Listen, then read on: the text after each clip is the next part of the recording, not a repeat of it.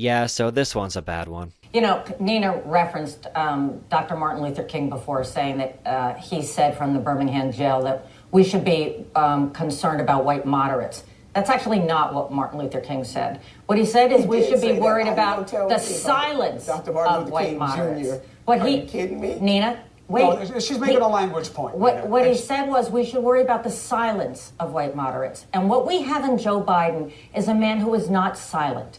He has a long record, and many votes that in today's world feel like the wrong thing were the wrong thing, and he has discussed that over and over again, as Bernie Sanders did on the gun votes and other things. So we can be talking about votes from 20 years ago, or we can be talking about people's values and who they trust. Last quick point. And that's what Joe Biden's going to be talking about. Last quick point to you, Nina. What Reverend Dr. Martin Luther King Jr. was talking about, he said, it is the point that the white moderate wants things to be comfortable, and instead of focusing in on that, the bigger threat is not necessarily the white KKK member, but more the white moderate that is more comfortable with keeping things the same and pretending like there is no tension. Don't use Martin Luther King against Joe Biden. You don't have that. You don't have that standing. First of all, I'm sorry, you don't. Don't tell me what kind of standing I have as a black woman in America. How dare you? You have a lot of standing as a black woman in America. You don't have the standing to attack Joe Biden using Martin Luther King's words.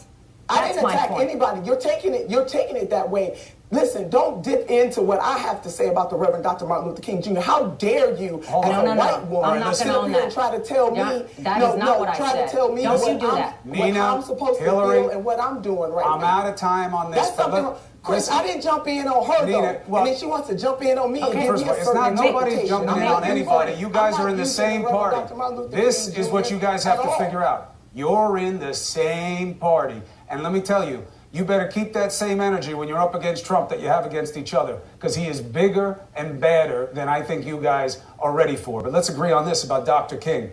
Only light can drive out dark. So when remembering Martin Luther King Jr. and whenever MLK Day comes around during the year, we often forget who he truly was. We take the comfortable parts and frame it, make it bubbly, give it to the kids and celebrate it. But we forget the radical truths of who he actually was. And it's really terrible irony, because he spoke of the white moderate, somebody who trades progress for simply being comfortable. They would rather just be incremental and not get too crazy or too revolutionary.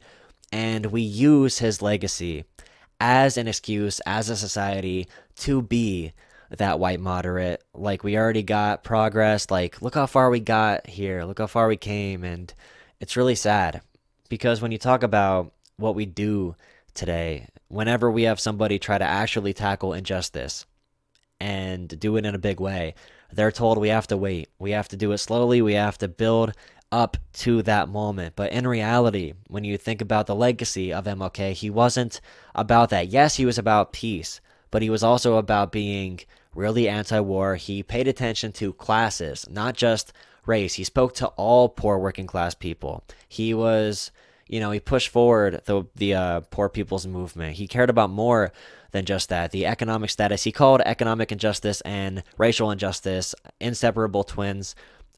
He was an advocate of like a UBI, universal basic income, of a jobs program, of, more of a social democratic system. But they never remember that, because in order for us to remember his true legacy, we would have to awaken something in our society that the elites and the media, they want to keep hidden. They don't want to teach us to think like MLK, because if we did, we would want big changes, and big changes right now, because those are the things that should happen and can happen. And there's things that are in the world right now, like a healthcare system that every other country has, that we don't do, that we should be doing, but we're being white moderates about it, not solving injustice, instead trading that for comfortability.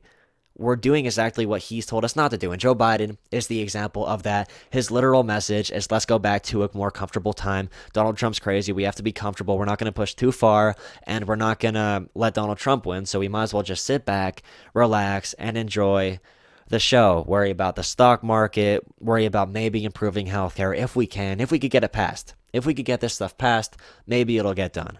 Joe Biden is the embodiment of the white moderate, and for this woman who I don't know, this white woman, to challenge Nina Turner on what MLK meant when he said that is absolutely terrifying. It's insane. It's ruining the legacy even further.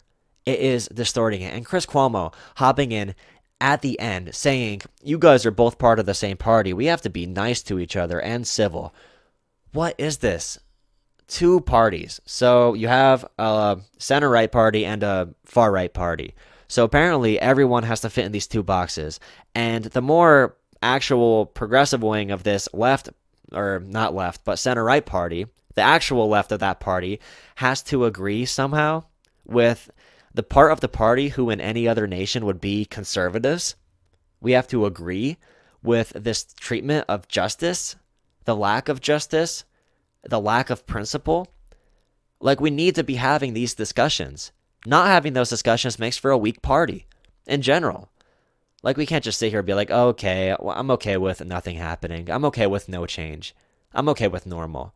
Chris Cuomo bringing up the idea from MLK, we have to use light to drown out the darkness. Yes, we have to use light of our peaceful revolution to drive out the darkness of the people who don't want it to change. We don't need light just being content. Light isn't being content. Light is standing up for what's right, being nonviolent, pushing for a better future. And Chris Cuomo's going to bring that up at the very end. Like, oh, you guys got to make up. Like, are you kidding me? And then he says, I hope you have this same energy for Donald Trump. The white moderate's more dangerous than Donald Trump, because at least Donald Trump, everyone's going to be pushing back against Donald Trump. But what the white moderate does, and what President Obama did to an extent, is make people feel comfortable with nothing getting done. It makes us feel comfortable. We're less likely to have change under Obama because people feel all right about it. They feel content. There's tokenism there. Donald Trump, people fester at the bottom and movements grow, and we want change. That's why we could go from Donald Trump to a Bernie easier than we can go from an Obama to a Bernie, because people feel comfortable with the white moderate. People feel comfortable in that center lane.